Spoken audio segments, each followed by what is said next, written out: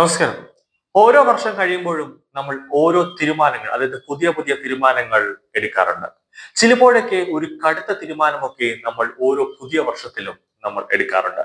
എന്നാൽ രാഹുൽ ഗാന്ധി എന്ന അപ്പുമോൻ ഓരോ വർഷവും തന്റെ പേരിലുള്ള കേസുകളുടെ എണ്ണം എങ്ങനെ കൂട്ടാം എന്നതിനെ പറ്റിയുള്ള ഒരു ഗവേഷണമാണ് രാഹുൽ ഗാന്ധി നടത്തിക്കൊണ്ടിരിക്കുന്നത്. പണ്ടൊക്കെ സ്റ്റേഷൻ ജാമ്യത്തിൽ കിട്ടുന്ന കേസായിരുന്നു രാഹുൽ ഗാന്ധി വാങ്ങിച്ചു കൂട്ടിയിരുന്നതെങ്കിൽ ഇപ്പോൾ ഇന്ത്യയുടെ പ്രതിപക്ഷ നേതാവും അതോടൊപ്പം തന്നെ എം.പി കൂടിയായപ്പോൾ ജാമ്യമില്ലാ കേസ്, അതായത് ജാമ്യമില്ലാ വകുപ്പ് പ്രകാരമുള്ള കേസുകളാണ് രാഹുൽ ഗാന്ധി വാങ്ങിച്ചു കൂട്ടുന്നത്. കൂടാതെ ഗുണ്ടാ പണിയുമുണ്ട്, അതായത് എം.പിയുടെ മൂക്കിടിച്ച് പരതുക, എം.പിയെ പിടിച്ച് തള്ളിയിടുക ഉൾപ്പെടെയുള്ള കേസുകളും രാഹുൽ ഗാന്ധിയുടെ പേരിലുണ്ട്. രണ്ടാഴ്ചയ്ക്ക് മുന്നേ ഇന്ത്യയെ ആക്രമിക്കാൻ രാഹുൽ ഗാന്ധി ആഹ്വാനം ചെയ്തതിന് ജാമ്യമില്ലാ വകുപ്പ് പ്രകാരം കേസെടുത്തിരുന്നു.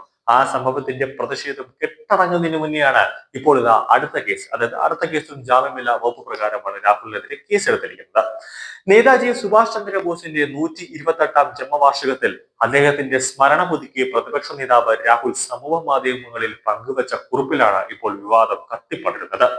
ഇന്നും തർക്ക വിഷയമായി തുടരുന്ന നേതാജിയുടെ മരണതീയതി രേഖപ്പെടുത്തിയ പോസ്റ്റ് പങ്കുവച്ചാണ് രാഹുൽ വീണ്ടും ഒരു വിവാദ നായകനായത്. പോസ്റ്റ് പങ്കുവച്ച രാഹുലിനെതിരെ ബി.ജെ.പി രൂക്ഷ വിമർശനം ഉന്നയിച്ചു കഴിഞ്ഞു.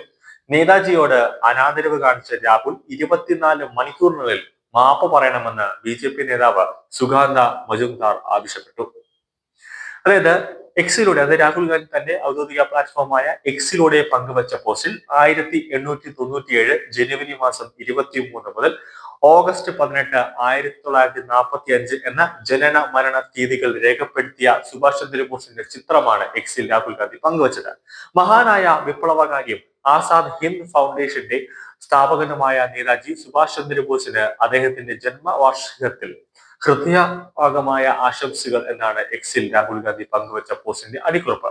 എന്നാൽ സുഭാഷ് ചന്ദ്രബോസിന്റെ മരണവുമായി ബന്ധപ്പെട്ട സംഭവങ്ങൾ ഒരു തർക്ക വിഷയമായി ഇപ്പോഴും നിലനിൽക്കുന്ന സാഹചര്യത്തിൽ അത് എന്ത് വസ്തുതയാണ് എന്നതിനാൽ രാഹുലിന്റെ പരാമർശം വിവാദമായി മാറിയിരിക്കുകയാണ്.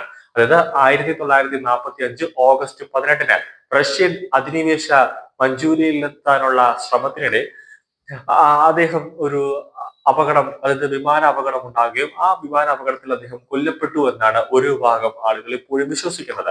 എന്നാൽ ഇത് സാധൂകരിക്കുന്ന വിശ്വസനീയമായ ഒരു തെളിവും ഇന്നേ വരെ ആർക്കും ലഭിച്ചിട്ടില്ല. മാത്രമല്ല, നേതാജിയുടെ കുടുംബമടക്കം കോൺഗ്രസ് സർക്കാരിന്റെ വിവിധ അന്വേഷണ കമ്മീഷനുകൾ അതിർത്തിയും രേഖപ്പെടുത്തിയിട്ടുണ്ടായിരുന്നു. നിലവിൽ ഇപ്പോൾ സുഭാഷ് ചന്ദ്രബോസിന്റെ ജന്മവാർഷിക ആഘോഷവേളയിൽ അദ്ദേഹത്തിന്റെ മരണതീയതി പരാമർശിച്ചതിൽ രാഹുൽ ഗാന്ധിക്കെതിരെ കേസെടുത്തിരിക്കുകയെന്ന് കൊൽക്കത്തയിലെ ഭവാനിപൂർ പോലീസ്. ഹിന്ദു ഗ്രൂപ്പായ അഖില ഭാരതീയ ഹിന്ദു മഹാസഭയുടെ പരാതിയിലാണ് നടപടി. ജനുവരി 23 സുഭാഷ് ചന്ദ്രബോസിന്റെ ജന്മദിനത്തിൽ രാഹുൽ ഗാന്ധി പങ്കുവച്ച കുറിപ്പ് ചൂണ്ടിക്കാട്ടിയാണ് ഹിന്ദു മഹാസഭ പരാതി നൽകിയിരിക്കുന്നത്. നേരത്തെ രാജ്യത്തെ ആക്രമിക്കാൻ ആസാമി പോലീസ് ഒരു രാഹുൽ ഗാന്ധിക്കെതിരെ കേസെടുത്തിരുന്നു. അതിനുശേഷമാണ് ഇപ്പോൾ കൊൽക്കത്ത പോലീസിന്റെ കേസ് വരുന്നത്. സുഭാഷ് ചന്ദ്രബോസിന് ആദരാഞ്ജലി അർപ്പിച്ച് എക്സിൽ പങ്കുവച്ച കുറിപ്പിലാണ് രാഹുൽ ഗാന്ധി തീയതി പരാമർശിച്ചത്. 1945 ഓഗസ്റ്റ് 18 അദ്ദേഹത്തിന്റെ മരണതീയതി എന്നാണ് രാഹുൽ കുറിച്ചത്.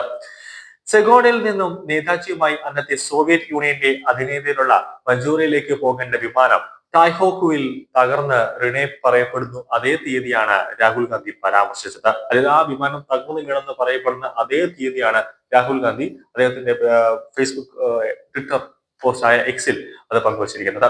വിഷയത്തിൽ നേരത്തെ രാഹുലിനെതിരെ തൃണമൂൽ കോൺഗ്രസും രംഗത്തെത്തിയിരുന്നു. വിഷയത്തിൽ രാഹുൽ ഗാന്ധി മാപ്പ് പറയണമെന്നാണ് ഇന്ത്യ മുന്നണിയും അതുപോലെ തന്നെ തൃണമൂൽ കോൺഗ്രസും പ്രതിപക്ഷ പാർട്ടികൾ ഇപ്പോൾ ഒന്നായി പറഞ്ഞുകൊണ്ടിരിക്കുന്നത്.